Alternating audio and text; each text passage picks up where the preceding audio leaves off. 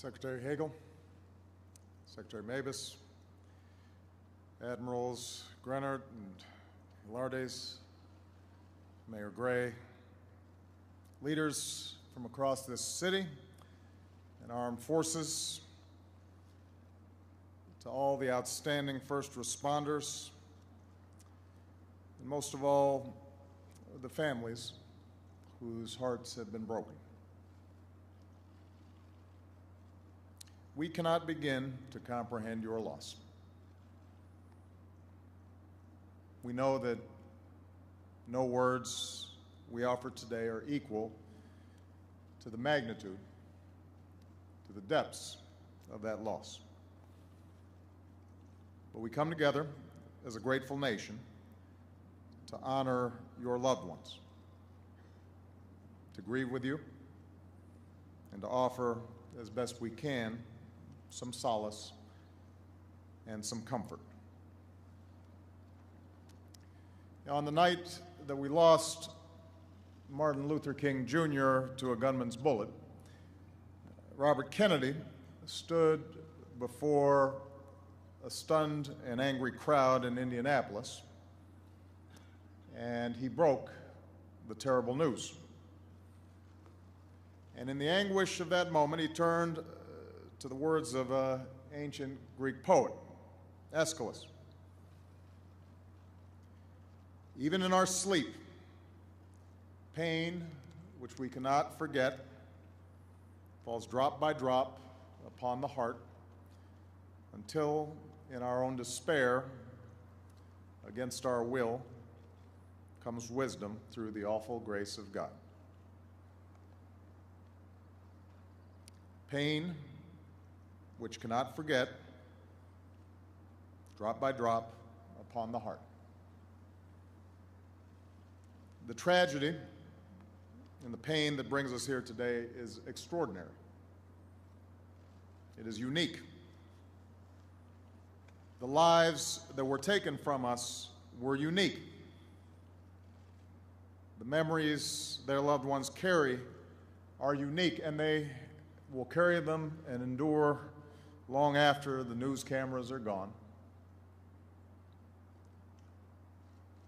But part of what wears on as well is the sense that this has happened before. Part of what wears on us, what troubles us so deeply as we gather here today is how this senseless violence that took place in the Navy Yard echoes other recent tragedies. As president, I have now grieved with 5 American communities ripped apart by mass violence. Fort Hood, Tucson, Aurora, Sandy Hook, and now the Washington Navy Yard. And these mass shootings occur against a backdrop of daily tragedies, as an epidemic of gun violence tears apart communities across America, from the streets of Chicago to neighborhoods not far from here. And so once again, we remember our fellow Americans who were just going about their day,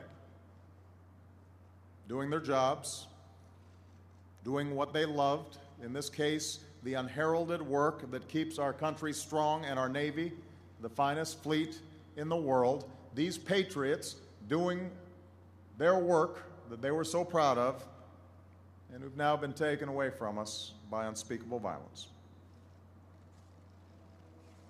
Once more, we come together to mourn the lives of beauty and to comfort the wonderful families who cherish them.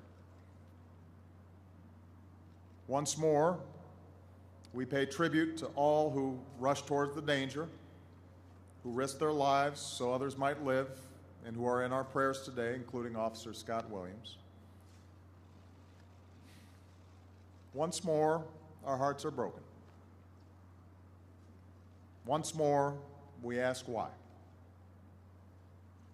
Once more, we seek strength and wisdom through God's grace. You and your families, this Navy family, are still in the early hour of your grief. And I'm here today to say that there is nothing routine about this tragedy. There's nothing routine about your loss. Your loved ones will not be forgotten. They will endure in the hearts of the American people and in the hearts of the Navy that they helped to keep strong, in the hearts of their co-workers and their friends and their neighbors. I want them to know how she lived, Jessica Gardy said of her mother, Kathy. She is not a number or some statistic. None of these 12 fellow Americans are statistics. Today, I want every American to see how these men and women lived. You may have never met them, but you know them. They're your neighbors. Like Arthur Daniels, out there on the weekend polishing his white Crown Victoria. And Kenneth Proctor, with his beloved yellow Mustang, who, if you asked, would fix your car too. She was the friendly face at the store. Sylvia Frazier, with her unforgettable gold hair, who took a second job at Walmart because she said she just loved working with people. She was the diehard fan you sat next to at the game. Kathy Gardy loved her hockey and her Caps, season ticket holder for 25 years. There were the volunteers who made your community better. Frank Kohler giving dictionaries to every third grader in his county. Marty Boudrog leading the children's Bible study at church. They lived the American dream, like Kisan Pandit, who left everything he knew in India for this land of opportunity and raised a wonderful family and dedicated himself to the United States Navy. They were proud veterans, like Gerald Reed, who wore the Army uniform for more than 25 years, and Michael Arnold, who became one of the Navy's leading architects, of whom a colleague said nobody knew those ships like him. They were dedicated fathers, like Mike Rigel, coaching his daughter's softball teams, joining Facebook just to keep up with his girls, one of whom said he was always the cool dad. They were loving mothers, like Mary Frances Knight, devoted to her daughters, and who had just recently watched with joy as her older daughter got married. They were doting grandparents, like John Johnson, always smiling, giving bear hugs to his 10 grandchildren, and who would have welcomed his 11th grandchild this fall. These are not statistics. They are the lives that have been taken from us. This is how far a single act of violence can ripple. A husband has lost his wife. Wives have lost their husbands. Sons and daughters have lost their moms and their dads. Little children have lost their grandparents. Hundreds in our communities have lost a neighbor, and thousands here have lost a friend. As has been mentioned for one family, the Daniels family, old wounds are ripped open again. Priscilla's lost Arthur, her husband of 30 years. Only a few years ago, as Mayor Gray indicated, another shooting took the life of their son, just 14 years old. I can't believe this is happening again, Priscilla says.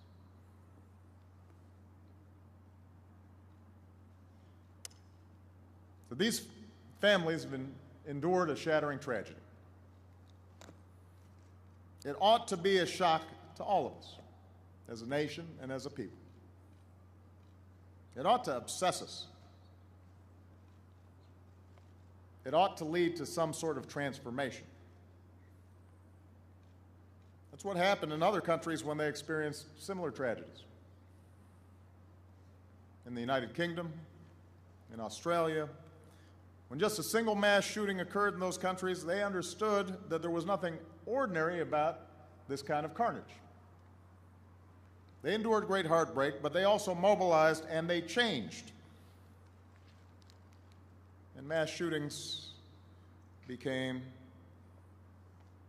a great rarity. And yet here in the United States, after the round-of-clock coverage on cable news, after the heartbreaking interviews with families, after all the speeches and all the punditry and all the commentary, nothing happens. Alongside the anguish of these American families, alongside the accumulated outrage so many of us feel, sometimes I fear there's a creeping resignation that these tragedies are just somehow the way it is, that this is somehow the new normal. We can't accept this. As Americans bound in grief and love, we must insist here today there is nothing normal about innocent men and women being gunned down where they work. There's nothing normal about our children being gunned down in their classrooms. There's nothing normal about children dying in our streets from stray bullets. No other advanced nation endures this kind of violence. None. Here in America, the murder rate is 3 times what it is in other developed nations. The murder rate with guns is 10 times what it is in other developed nations. And there's nothing inevitable about it. It comes about because of decisions we make or fail to make. And it falls upon us to make it different. And sometimes it takes an unexpected voice to break through, to help remind us what we know to be true. And we heard one of those voices last week. Dr. Janice Orlowski's team at MedStar Washington Hospital Center treated the wounded. And in the midst of one of her briefings, she spoke with heartbreaking honesty as somebody who sees daily and nightly the awful carnage of so much violence. We are a great country, she said, but there's something wrong. All these shootings, all these victims, she said, this is not America. It is a challenge to all of us, she said, and we have to work together to get rid of this. And that's the wisdom we should be taking away from this tragedy, and so many others. Not accepting these shootings as inevitable, but asking what can we do to prevent them from happening again and again and again. I've said before, we cannot stop every act of senseless violence. We cannot know every evil that lurks in troubled minds. But if we can prevent even one tragedy like this, save even one life, spare other families what these families are going through, surely we've got an obligation to try. It's true that each of the tragedies I've mentioned is different, and in this case it's clear we need to do a better job of securing our military facilities, deciding who gets access to them. And as Commander-in-Chief, I've ordered a review of procedures up and down the chain, and I know that Secretary Hagel is moving aggressively on that. As a society, it's clear we've got to do a better job of ensuring that those who need mental health care actually get it, and that in those efforts, we don't stigmatize those who need help.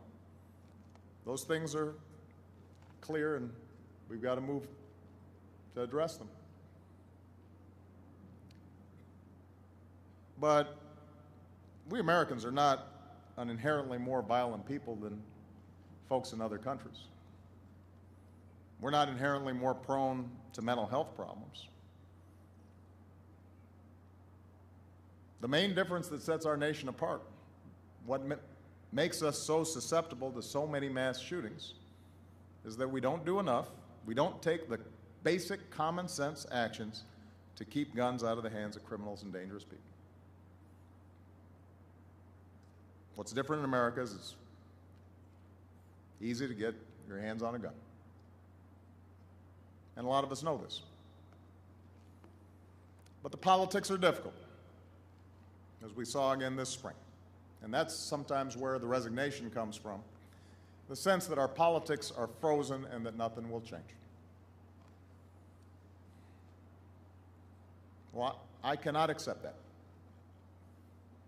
I do not accept that we cannot find a common sense way to preserve our traditions, including our basic Second Amendment freedoms and the rights of law-abiding gun owners, while at the same time reducing the gun violence that unleashes so much mayhem on a regular basis. And it may not happen tomorrow, and it may not happen next week, it may not happen next month, but it will happen because it's the change that we need, and it's a change overwhelmingly supported by the majority of Americans. By now, though, it should be clear that the change we need will not come from Washington, even when tragedy strikes Washington. Change will come the only way it ever has come, and that's from the American people. So the question now is not whether, as Americans, we care in moments of tragedy. Clearly we care. Our hearts are broken again. And we care so deeply about these families. But the question is, do we care enough? Do we care enough to keep standing up for the country that we know is possible, even if it's hard, and even if it's politically uncomfortable? Do we care enough to sustain the passion and the pressure to make our communities safer and our country safer? Do we care enough to do everything we can to spare other families the pain that is felt here today? Our tears are not enough. Our words and our prayers are not enough. If we really want to honor these 12 men and women, if we really want to be a country where we can go to work and go to school and walk our streets free from senseless violence without so many lives being stolen by a bullet from a gun, then we're going to have to change. We're going to have to change. On Monday morning, these 12 men and women woke up like they did every day. They left home and they headed off to work. And Gerald Reed's wife, Kathy, said, "See you tonight for dinner." And John Johnson looked at his wife, Judy, and said what he always said whenever they parted: "Goodbye, beautiful. I love you so much."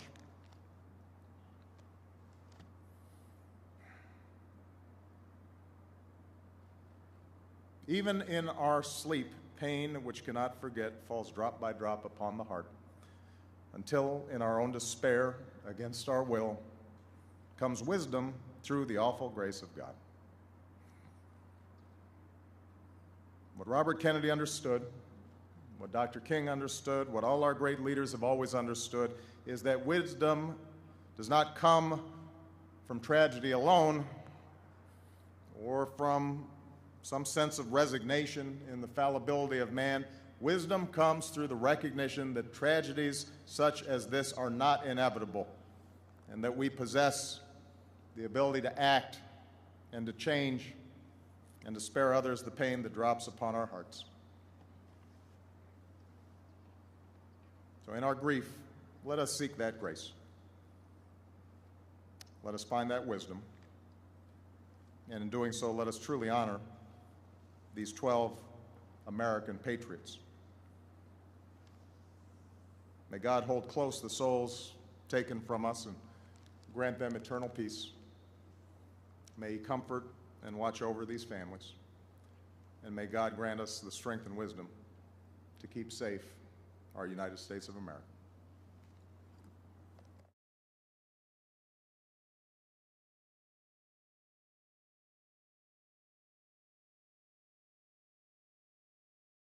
The families whose hearts have been broken.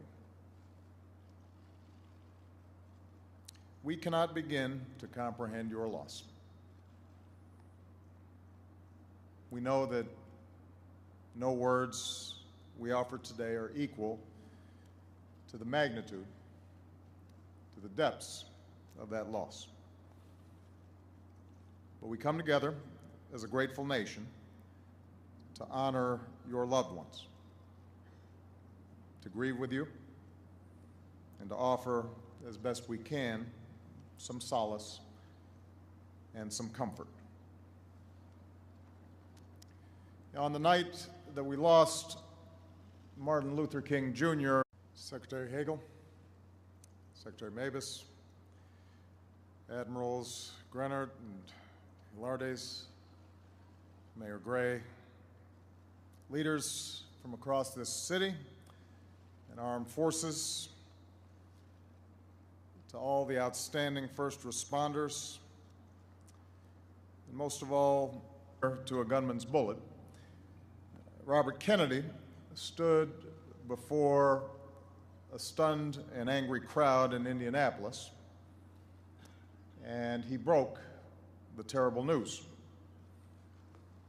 And in the anguish of that moment, he turned to the words of an ancient Greek poet, Aeschylus. Even in our sleep, pain, which we cannot forget, falls drop by drop upon the heart until, in our own despair, against our will, comes wisdom through the awful grace of God.